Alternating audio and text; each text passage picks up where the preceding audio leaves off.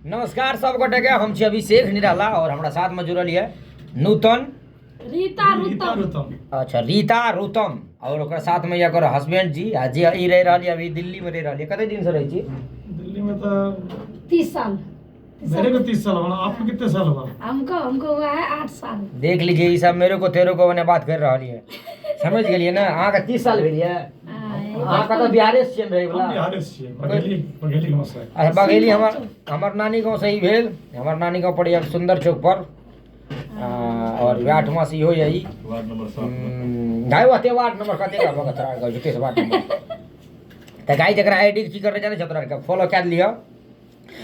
जते भी हमर मिथिलावासी सब छिए लाइको कए देबै, सपोर्टो कए देबै। आ बहुत दिन से एकरा आईडी में बहुत बड़का बीमारी है, हेते टाके बीमारी, हेते टाके समझ गेलिए मतलब कते की कहबो। त अहाँ सब गाय जकरा चैनल के लाइक करू, कमेंट करू, शेयर करू। हाँ ओने देख ले बुजुर्ग भए रहल छै, ओने अते नहीं हंसी, वो मोबाइल में देखी वीडियो बन रहल छै। एकर के छी वहां के उया कौन? वो कौन है? वो आपका हस्बैंड है। हस्बैंड है। हस्बैंड समझ गए ना आप? हस्बैंड है कि हस्बैंड है? हम इसका हस्बैंड है। हस्बैंड है और अपने बिहार के भाषा में बोले तो हम इसका घर वाला है। दुल्हा जी दुल्हा जी है। दुल्हा जी पति जी।